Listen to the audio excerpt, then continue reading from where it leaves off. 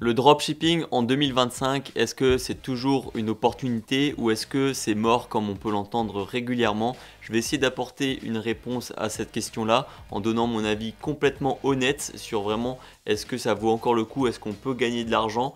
Donc voilà, n'hésite pas à écouter toute cette vidéo et à me dire ce que tu en penses à la fin. Mais en tout cas, voilà, je vais te donner mon avis. Donc c'est parti.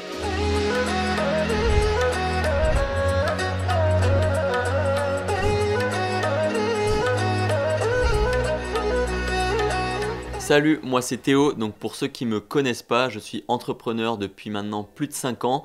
J'ai fait beaucoup de dropshipping quand j'ai commencé et entre temps j'ai aussi fondé le Storytheme qui est un thème Shopify optimisé pour le branding et la conversion, donc adapté au e-commerce et aussi notamment au dropshipping. Ça fait maintenant plusieurs années que je fais ça, donc je pense avoir pas mal d'expérience pour pouvoir répondre à ces questions-là. Donc comment je vais répondre à cette question-là? Déjà pour ceux qui ne savent pas ce que c'est le dropshipping, je vais mettre un petit rappel. Le dropshipping, c'est avant tout un business model, quelque chose qui est fait depuis des années et des années. C'est tout simplement le fait de livrer directement depuis le fournisseur au client sans passer par l'intermédiaire.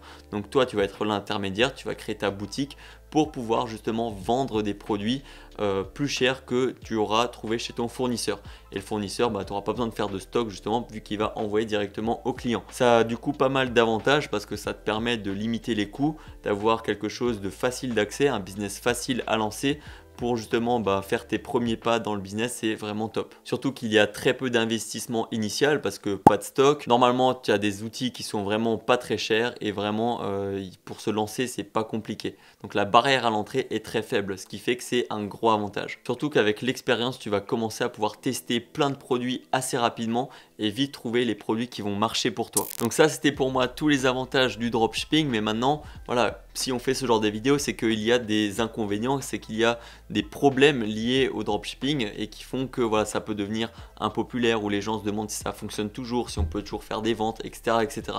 Donc les difficultés que tu peux rencontrer en dropshipping, c'est déjà donc beaucoup de concurrence parce que c'est un business qui est assez facile, qui a une barrière d'entrée assez faible, donc du coup plein de gens vont pouvoir se lancer là-dessus. Si maintenant tu lances un business beaucoup plus compliqué, un logiciel ou quoi, il va falloir des développeurs, etc. etc. donc tu auras beaucoup moins de concurrence qu'en dropshipping, parce que là le nombre de personnes qui lancent les mêmes produits, que ce soit, voilà, j'en vois beaucoup parce que j'analyse beaucoup de sites sur TikTok, je vois énormément de gens qui font les mêmes produits, donc beaucoup de concurrence et très peu de personnes qui se démarquent. Et avec toute cette concurrence vient forcément la montée des prix des publicités, donc là je te parle de Facebook Ads, de TikTok Ads, où justement les CPM commencent à augmenter au fur et à mesure, mais tout le monde veut cibler les mêmes personnes, donc au final les prix augmentent et ça devient de plus en plus difficile d'être rentable. Pareil pour les livraisons, ça commence à devenir aussi un petit peu cher, enfin bref, de manière générale les coûts augmentent, ce qui fait que ça devient un peu plus difficile d'être rentable, en tout cas au début. Et ensuite, un des enjeux majeurs du dropshipping, c'est d'avoir un produit de bonne qualité,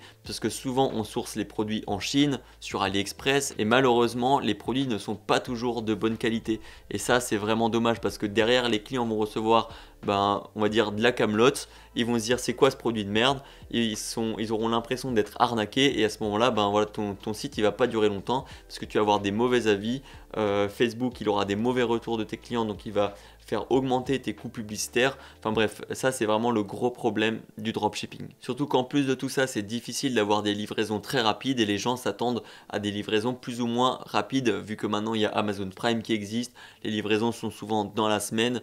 Donc avec cette concurrence là qui fait vraiment un effort de fou sur les délais de livraison, toi derrière qui livre ton produit depuis la Chine, c'est un peu plus compliqué. Alors par la suite, si ton produit marche, tu peux faire des stocks en Europe, par exemple si tu vas en Europe pour avoir des livraisons plus rapides. Mais il faut voir avec des agents, il faut voir avec des centres de logistique et ça, voilà, c'est vraiment pas au début. Et bon, malgré tout ça, il y a quand même encore beaucoup de personnes qui se lancent et qui font de l'argent en dropshipping. Donc là, à partir de maintenant, je vais essayer de te donner mon avis honnête vraiment sur le dropshipping. Est-ce que ça vaut le coup de se lancer? Alors moi je te parle en tant que, alors je suis même pas formateur parce que je ne vends pas des formations pour réussir en dropshipping. La seule formation que j'ai, elle permet juste d'avoir un beau design pour son site internet, pour sa boutique en ligne. Donc ça sert vraiment à ceux qui connaissent pas Shopify, ceux qui ont une marque e-commerce et qui veulent l'améliorer. Enfin voilà, c'est pas du conseil directement sur le dropshipping. Et j'ai un thème Shopify tout simplement qui est adapté justement aux dropshippers, mais aussi aux e-commerçants et à vraiment tous les types de business avec Shopify.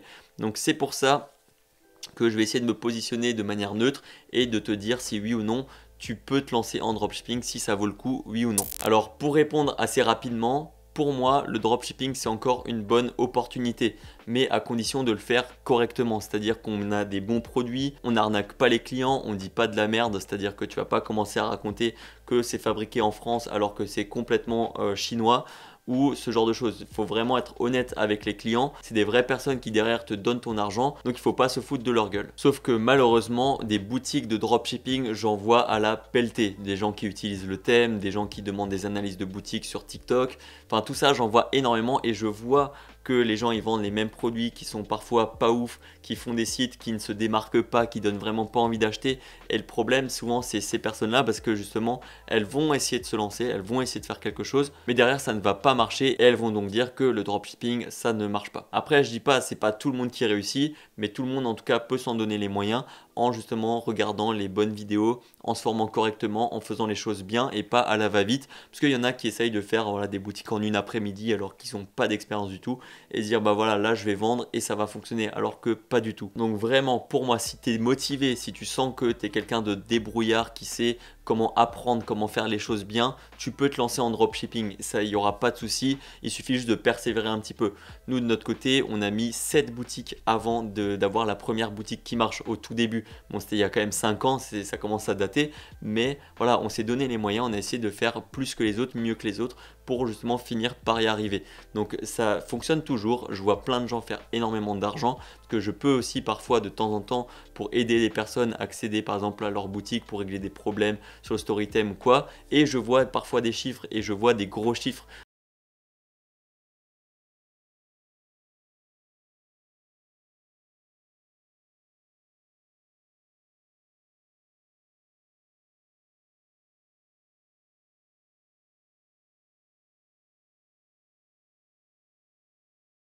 Elle ne fait que de se confirmer.